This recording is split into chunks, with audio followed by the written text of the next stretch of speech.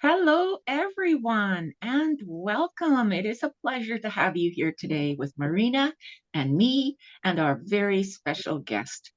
This is the Hopenning, a place where hope happens when you open yourself up to it. And this is Hopenning number 53. Marina and I have created a space that is positive, uplifting, and more than anything will bring you hope. I am Fran, and I am a part time rapid transformational hypnotherapist. And full time, I am a school teacher of 34 years. Marina, my beautiful co host, is a full time clinical hypnotherapist specializing in rapid transformational therapy. Marina has a background in music and loves to sing. And when she's not singing, she's doing rapid transformational therapy. And welcome to the Hopenning. So I live in Northern Alberta, Canada. Marina lives in Calgary, Canada, and we welcome you today. Thank you so Marina, much, Fran. thank Oh, you. I jumped the gun there. There you go. Off, Yeah. off you go. So I have the honor to introduce you to our guest. And I just want to say I'm looking out my window. We have a blizzard right now, so life in Calgary. And so our wonderful guest today is Jessica Scheper. I pronounce that okay the right way, Jessica? Yes, Okay, totally. yes, Jessica Scheper. Jessica is a Dutch content specialist, yoga teacher, and mental health advocate. At 17, she lost her father to depression, and the consequences of that loss put her on the path of yoga. She freed herself from a panic disorder, depression, and chronic gut problems. A digital nomad and surfer, she loves to follow the sun. I love that.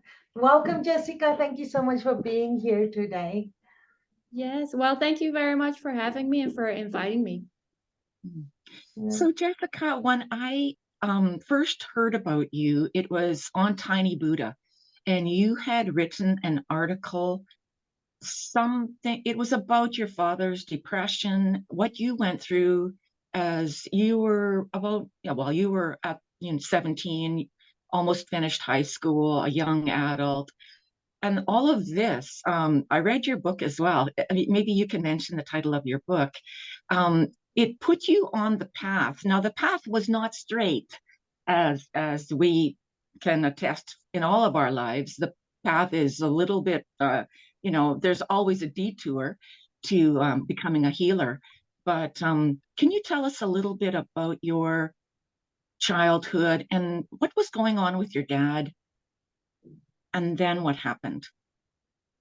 My dad was he was diagnosed bipolar.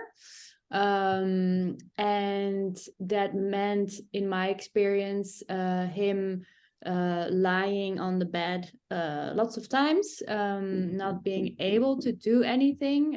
Like he literally said, like his brain told him he wasn't able to get up and do groceries or something like that.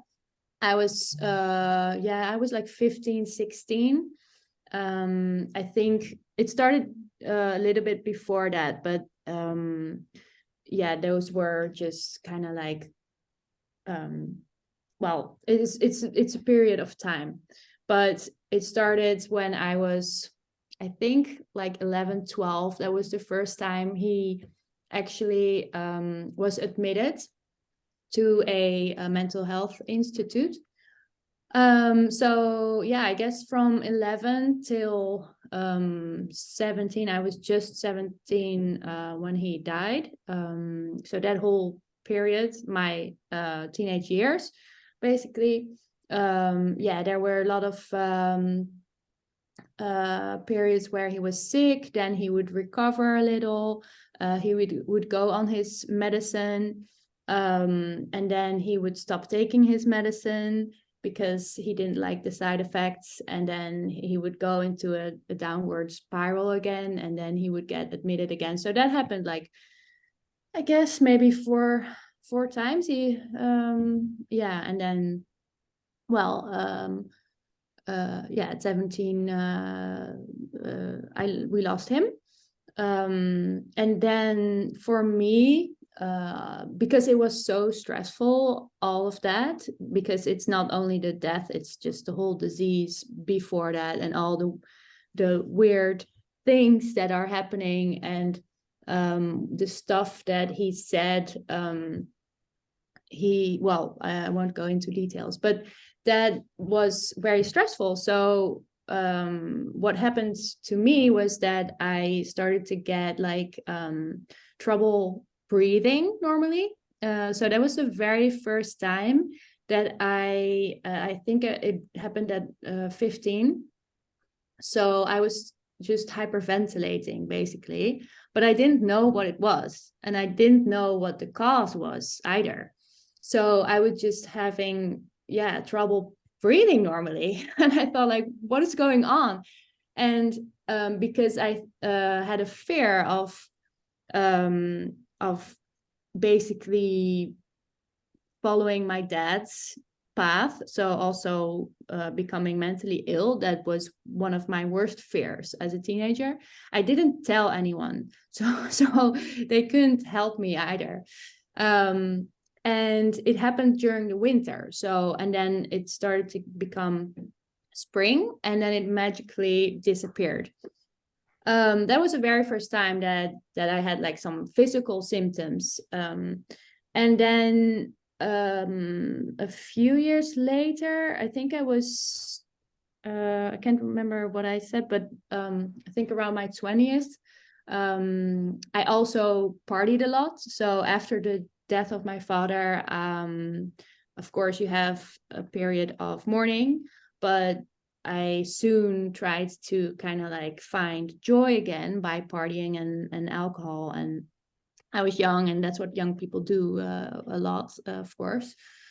But that alcohol, that of course adds to the stress, to the physical stress as well. So that led to my very first heavy panic attack. And I didn't know it was a panic attack. I thought I was just really, really losing my mind. So that was the very first time. And again, I didn't tell anyone. And yeah, they came and went for about 6 months, and again during the winter time. And when it turned spring, they kind of like dissolved again. And over the course of 15 years, I guess, like until I was 31, after really stressful times, and usually they started at the end of the summer, I would get like the panic attacks again, or not every year, but in very stressful occasions, they just happened. Until I learned during a yoga teacher training, which I did as a tool to help me help myself deal with psychological things. I learned how the body works, and how the body and the mind are so connected, and what kind of effect stress has on the body. And then I learned belly breathing and all the good things to help you reduce the symptoms of too much stress. So that was since now like 8 years, I haven't had a panic attack anymore.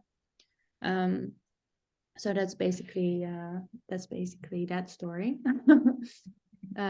Yes. You say in your book that you made a couple of geographical moves, big moves to get away from the winter. You are in Europe, in Holland. Am I correct? Or in the Netherlands? You're in the I am Netherlands? now, yes. Right. So And there were a couple of times you moved all the way across the world. Well, more than twice, 3 times? Did you move across the world to get away from winter? I actually have been living abroad most of the year for the last 9 years. So I moved many times. I started traveling at 21, which was pretty late, but that was the first time I went out of Europe to Mexico. And yes, I mean, for me, the sun and the warmth were just so nice and so comforting. I really tried to chase that as much as possible. And then I started surfing at 26, and then my whole life became like just focused only on surfing. So that changed a lot of things for me, and I moved to Bali. Well, not moved, it just happened gradually, but I spent like longer and longer, like more months and more months in Bali, and I have been living there for the last 2 years. But then something changed last year, and many things, and I decided to go back to Europe. And I'm now in the middle of the winter, and yeah, it's very, very different.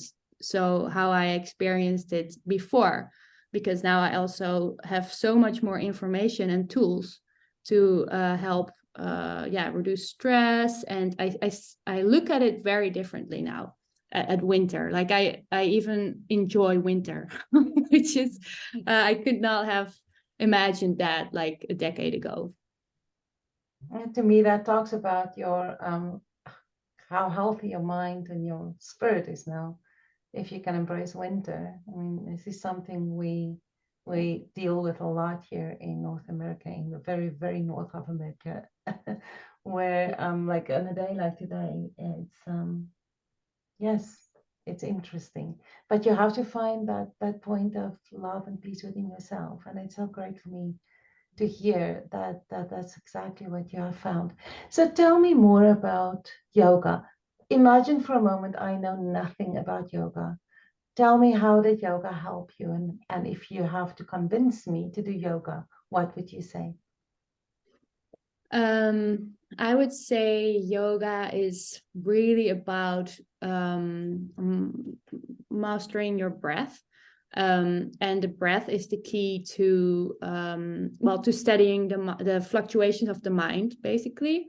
So if you can control the breath, you can control many, many things, including anxiety, panic attacks, stress, worrying, and also other things. But yeah, yoga is not about doing specific poses or getting more and more flexible, or about putting your leg behind your neck, but it's really about connecting to yourself and to your breath, so you can live the life that you want to live, and not be restrained by your fears or like blockages that you have. I think it's a very, very powerful tool to step out and just live your life the way you want to live your life.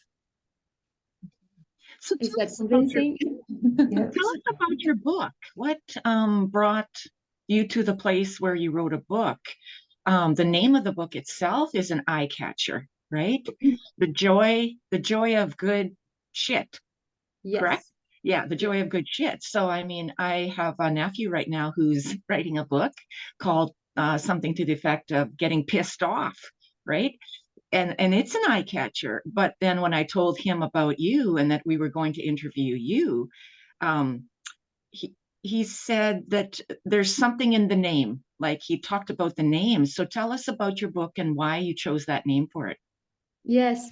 So I basically started so this was early 2020. And I had been experiencing some gut problems, and due to many reasons, but I had gut problems. I also had some skin problems, and one of my friends told me like they could be related, and she's also a yoga teacher, and she said like, hey, maybe you should look into Ayurveda, because that's all about your digestion and to all like related illnesses and stuff, also your mind. So I started doing that, and I followed this like Ayurvedic, well, not really diet, but more like guidelines. And yeah, I guess you can say diet. And then within 2 or 3 weeks, my symptoms just like disappeared. Like my skin became clear again, which was a major thing because I seriously had inflammations over my whole forehead, and it made me feel very insecure. And my like yeah, and also of course my how do you say that, stool. So yeah, my gut was just not healthy. Like I had for months, I had loose stool, and then sometimes it would not produce anything. So and then yeah, and then so I started to write about what I changed food wise. So I was like, oh my god, this Ayurveda thing is so amazing, and it can be so beneficial. I need to start writing my journey. And then I started writing, and then I thought like, oh hey, but I kind of have to like write my history as well, and all the stuff that is related to it. So that's like, that was the beginning of the book. And the joy of good shit is, it has multiple meanings. So it has the meaning of literally having a good stool. So so the first time I had a good stool again, I was literally dancing beside the toilet, like next to the toilet. I was just so happy. And so that is the meaning. And then another meaning is because I'm of course, like a yogi is spiritual. So I also believe in, for example, Buddhism, and how you need mud, your mud, yeah, like what is that, like you need your mud, your shit to kind of like grow from, learn from, and grow from, and then you can become like this beautiful lotus flower in this case. So you can actually accept the shit that you have gone through in your life and use it for better things. So that's like, yeah, that's what the title suggests. I like that. So you talk about Ayurveda. I have no understanding at all of yoga. I'm a runner. I like to run. Yeah. So I don't do yoga. I mean, it pains me just to have to stretch, but I mean, we all have our little dark side, right? So tell us why Ayurveda was what helped you so much. I mean, you were already on the path. You were doing yoga, you were doing breath work, you were in touch with your body, and yet you still had some stuff going on for you. So what was it that Ayurveda did for you? Like, what is it? Yes, so okay, so Ayurveda is it's one of the oldest health like sciences in the world, and it comes from India, and it has very close connections with yoga. And it's basically, your digestion is the core of everything. And that's what modern research says as well. Like 80% of your immune system is like centered in your gut. So what Ayurveda, this is just one aspect of Ayurveda. The food is one aspect. You have many different aspects. Yeah, like you have massage, you have like skin, but I only dived into the whole food category, basically. So one of the things that Ayurveda recommends, for example, is aiding your digestion in many different ways, but like not having too many very heavy meals. So for me, although I was on the path of yoga, the food thing, I was always trying to eat as healthy as I could, and I also went vegan for a few months. It turned out that for me, the way I was eating was it was very heavy to digest. So I would just throw in avocado, salmon, walnuts, all in one meal. Those are pretty hard to digest food items. And Ayurveda, for example, recommends just combining, for example, fish with vegetables and not with heavy brown rice or potatoes or something. That's just one example, but it's about aiding your digestion, so your digestion stays strong, and your barrier, how do you say that? Yeah, your immune system. I forgot the word. Sorry. Stay strong, so no bad bacteria can go through and create illnesses. And then there's also a connection between your gut and your mind. So that's the food mood connection. There's also a lot of modern research nowadays about that. And that, like in Ayurveda, they say they talk more about energies. But if you look at the modern research, like there's actually the nervous system that's connected. So what you eat actually affects your mood. And it's mind-blowing actually, when I started reading that.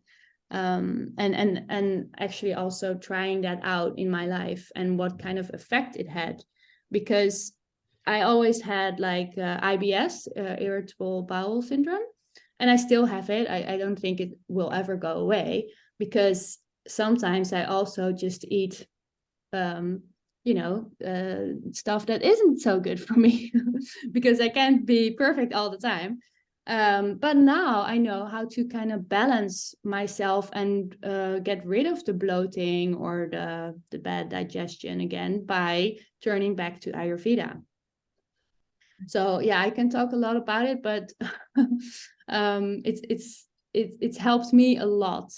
And I think it helps a lot of other people as well. But yeah, I will stop talking about that now. But yeah, I forgot the question as well, actually. You answered it perfectly, actually. Oh, okay. This is pretty good. Yeah. Okay. How do you spell that? Oh, it's Ayurveda. Okay. Ayurveda. Okay. Yeah. Yeah, So I'll But you have can to look it also, up. yes, but you can also look into the whole food mood connection. Okay.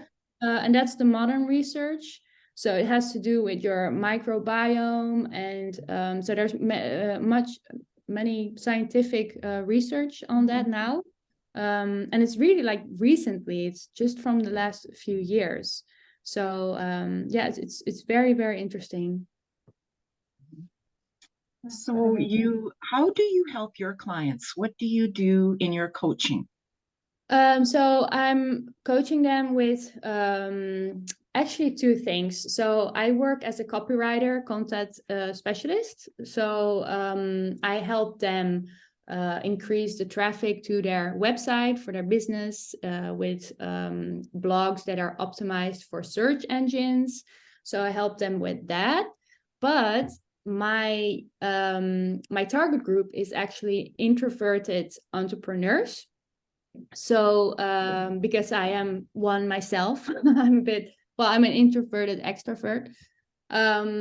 So I mean, it's all good, like writing and producing content, but there's also an aspect of stepping out of your comfort zone and showing yourself and connecting with other people by sharing your story. And that takes a lot of like removing blockages and fears and increasing confidence and stuff. So it's a little bit of mindset coaching as well. So that's what I do and help people with. Interesting. So I think that's something we run in quite a lot in personally as well as in what we do is those blockages Yes. to kind of speak up. And I'm an extreme extrovert, but it's in times like that when I don't feel like sharing my story that I do find that I go introvert. I'm like, no, I just don't feel to be that exposed, and I'm starting more and more. But yeah, so what would you do with somebody like me? To help you show more of yourself, your Yeah. vulnerability. I think we would start with some writing exercises. And also, so what I do is a combination of writing exercises and mindfulness. So by bringing people in their like meditative state or as good as, you reduce the stress and you come more into your relaxed, like creative state, your flow state. So then those fears kind of like melt a bit more, or at least they reduce in intensity. And you remember your why, which is really important. And then creativity comes, and then you start writing, and then it's all about what you really want to share with the world, and then just doing it and holding people accountable, or as good as you can. Setting up a writing routine, a content plan, a content strategy, so you actually write the things and you schedule them and then you publish them. So that's also a major thing, scheduling them, so you don't have to publish like on the spot, because that also like creates a lot of, oh, I don't know if it's ready, and then you don't publish.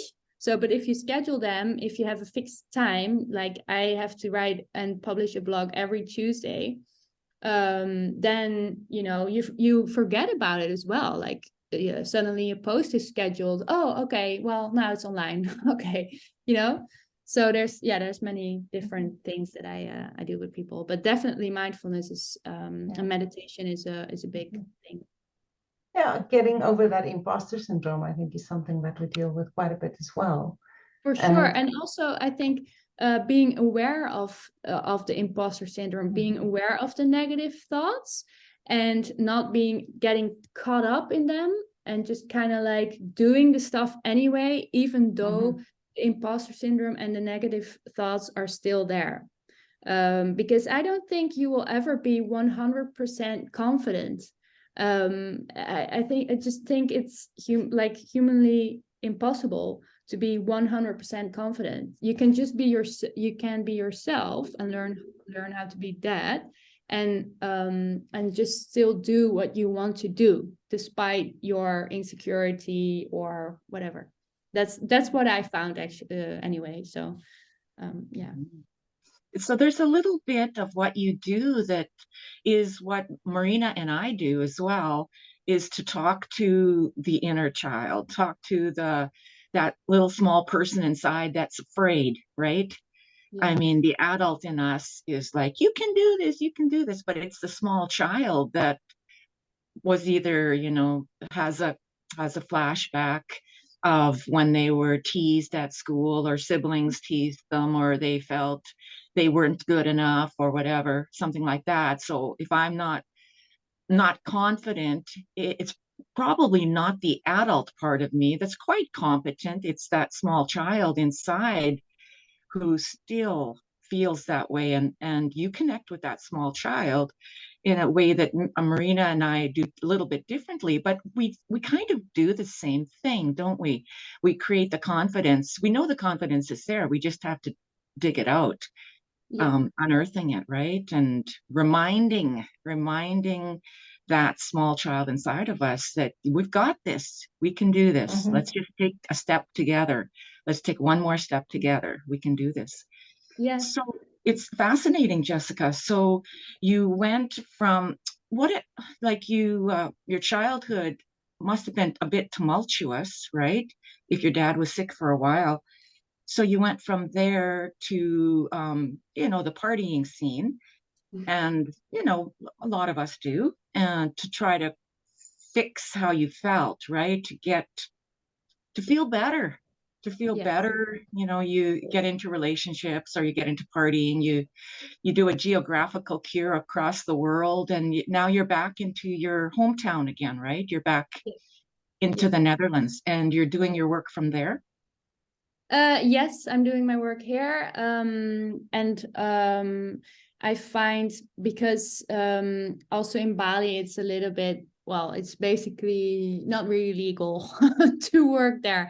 So I did have, you have like all different kinds of visas. And I did not have a tourist visa. I had a little bit more, but to really work and set up your business and to develop yourself and to connect with clients, I couldn't really do that there. So and for me, Europe is just the place to be right now because my priorities just changed and I want to do so much more than I was doing. So that's why I'm here, and also because I wanted to be close to my family again. um so yeah, I'm just doing it from here now. Mhm. Yeah. So, on the topic of hope, what is the thing that you would say in what you do gives the most hope to your clients? um well, if I would have to so somebody who is struggling with panic attacks, for example, or high anxiety, which is also a lot of entrepreneurs, solopreneurs experience it as well. I mean, that's my story. That's the core of my story. Like, I had a panic disorder and I cured it with yoga. I would say there is hope. And I would say learn how your body works, and learn the tools to influence the state of your body. There's so many different tools, and I think definitely the breath is the most important tool, but also, I mean, your whole posture, like the way you sit or stand or anything, it all affects your mood, and your confidence as well. Like if you just hunch forward a little, you have that, like you turn inside, you start feeling small, and then if you kind of open up, it actually releases, according to a study, it releases testosterone or some other hormones. It's from Amy Cuddy. She's a social science psychologist. And there's many different things, and I would say focus on your body and your mind at the same time, because they're very, very connected. They're just one. And also on your food. So, but that has to do with the body, of course. But definitely you can change things, um, even without medicine. I have never been on medicine, but I don't, like, if you do need medicine, then I think that's good. Like, I don't have I was, for a long time I was against medicine because I saw what happened to my dad when uh he didn't take his medicine very strictly. And then it can have like such a detrimental effect. So I was for a long time against it, but now I also understand that it can actually help people too. So yeah, but I would say definitely dive into the whole body mind connection. Sounds So good. what do you see for yourself in the future? Like if you were to have a magic ball and you could see what you'll be doing, what is your goal for the next 5 years, 10 years? What would you like for yourself? What um exactly what I'm doing now, so helping people with overcoming mental blockages and reducing fears and helping them live a life they really want to live. Um, and also sharing my story and making people see, or trying to make people see, that there is a way out of your like, for example, a panic disorder or an even depression, although that is a very sensitive topic. And I don't know if I really, like, there's so many different factors at play there, but that's what I really want to do. That's my why. And also really just being able to talk about topics like that. Like, for me now, this is very easy to talk about this these kinds of things. But when I was like maybe 10 years even, I had no, like, I did not want to talk about it. And I thought it was just weird talking about mental, like, problems, or even just talking about your digestion. I was like, who shares stuff like that? But now I'm just like talking about it to strangers and anyone that wants to listen. And I think that's very important because it can actually help people. So that's what I see myself doing more, even in the next 5 years. Yeah, for sure. And maybe write another book. Right. I mean, basically, we're all the same, right? We all brush our teeth and use the bathroom in the morning, right? Yeah. It's a level we can all connect on for sure. Yes. So it's been wonderful. How can people connect with you, Jessica? Well, my website is mostly in Dutch, but they can find me on Instagram. So basically Instagram and my website. I have more social media channels, but I put more energy in my website than the social media channels. And can you tell us how to spell that? So it's Jessica. How do you, like, just now, how you spell Jessica? I think I can see it on the screen there. So Jessica, and then I think Instagram is dot Scheper, Scheper. Yes. And I'm pretty sure in North America they will say Scheper. Yes, Scheper. Yeah, yeah. It's like, for me, it's not Theron like I'm used to, but Theron. So yeah, so Jessica Scheper, Jessica.Scheper for Instagram, and then Facebook is Jessica Scheper page, all one word. True. Yes. JessicaScheper.com. Still. Yeah. Yeah. And your website, I don't know, when I was on your website, I could do it in English. Like, there was an English tab on the bottom. There was the Dutch tab, and then there was the English tab on the bottom. Otherwise, okay. Yeah. So I recently changed it, but there's still one English page, and it's about the book, The Joy of Good Shit. Mm-hmm. Yes. And where can they buy your book? It's available on Amazon as a paperback and as like a Kindle format, like ebook. Yeah. And I was hoping you had an Audible version, but I couldn't find an Audible, so I bought it on Kindle. Yeah, that's how I got it. Yeah, I that would be really nice because it has some meditation exercises as well. So, but I haven't found the time yet to do that. Mm-hmm. And that's always a good thing if you're so busy. Right, exactly. Yeah. At some point, we all need a clone. Yeah. Mm-hmm. Definitely. Well, Jessica, thank you again for being here with us today. Really appreciate hearing your story and your hope, and just listening to how you were able to transform yourself through yoga and so many other wonderful things. So thank you so much for being here, and we are really honored. Thank you so much, and I feel the same.